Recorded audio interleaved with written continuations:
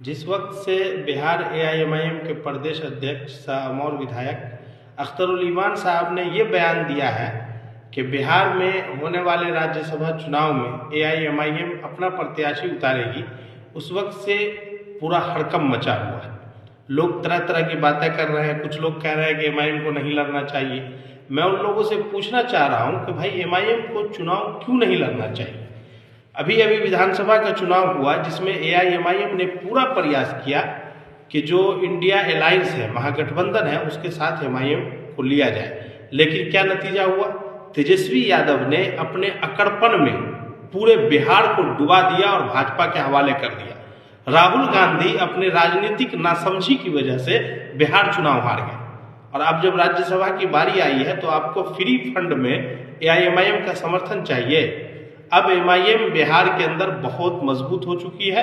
अब एमआईएम बिना किसी शर्त के किसी को समर्थन नहीं देने जा रही है और अख्तरुल ईमान साहब का ये फैसला, बैरिस्टर असदुद्दीन ओवैसी साहब का ये फैसला बहुत बेहतरीन फैसला है। हम तमाम लोग इस फैसले के समर्थन में हैं, इसकी सराहना करते हैं। एमआईएम अपना उम्मीदवार उतारेगी। अगर आरजेडी चाहती है कि भाजपा को रोका जाए, एनडीए को कमजोर किया जाए, अगर कांग्रेस चाहती है कि भाजपा को रोका जाए, एनडीए को कमजोर किया जाए, और इंडिया अलायंस की जो भी पार्टी चाहती है कि बिहार में भाजपा को कमजोर किया जाए, एनडीए को रोका जाए, तो सब मिलकर एमआईएम को समर्थन दे दे। भाई राज्यसभा में कांग्रेस के भी लोग हैं, आरजेडी के भी लोग हैं, एमआईएम की कोई सांसद नहीं है, एमआईएम के भी एक सांसद होंगे। अब जाहिर है जब आप हमें अभी समर्थन देंगे तो आने वाले वक्त में जब आपको जरूरत पड़ेगी तो हम भी आपको समर्थन देंगे, लेकिन फ्री में अब कुछ नहीं मिलने वाला है। राहुल गांधी जी को, तेजस्वी यादव जी को ये बात अच्छे से समझ लेना चाहिए कि अब फ्री में कुछ नहीं मिलने वाला है। आने वाले चुनाव में आप देखेंगे, चाहे बंगाल का चुनाव हो, उत्तर प्रदेश का चुनाव हो, एमआईएम पूरी ताकत से लड़ेगी।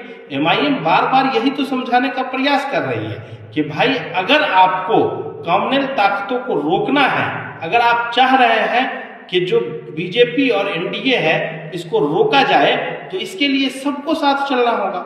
हमारे बिहार सदर अख्तरुल ईमान साहब ने बहुत बार प्रयास किया है। अभी आप उत्तर प्रदेश में देख रहे होंगे, वहां के प्रदेश अध्यक्ष शौकत अली साहब प्रयास कर रहे हैं, लेकिन आप एमआईएम को साथ नहीं लेंगे। लेकिन जब एमआईएम की जरूरत आपको पड़ेगी तो फिर आप क्या करेंगे? फ्री में एमआईएम का समर्थन चाहेंगे। अभी आपने तेलंगाना के अंदर देखा कि बहुत सारे नगर निगम के अंदर, नगर निकाय का चुनाव हुआ है, नगर निगम के अंदर जहां कांग्रेस को जरूरत पड़ी तो एमआईएम से अलायंस करके वहां मेयर और डिप्टी मेयर बनाया गया। तो जब तेलंगाना में गठबंधन हो सकता है तो महाराष्ट्र में, उत्तर प्रदेश में और बिहार में क्यों नहीं हो सकता है? इसलिए इस चीज को समझने की जरूरत है।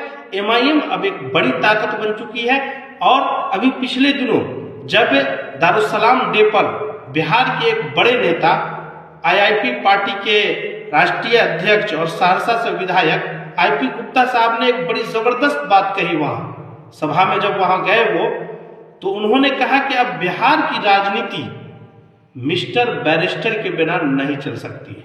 और ये सच्चाई है। जो लोग बिहार के जमीनी सतह की राजनीति को समझ रहे हैं वो इस बात को भांप चुके हैं कि बिहार में अब सियासत बिना एमआईएम की नहीं होगी।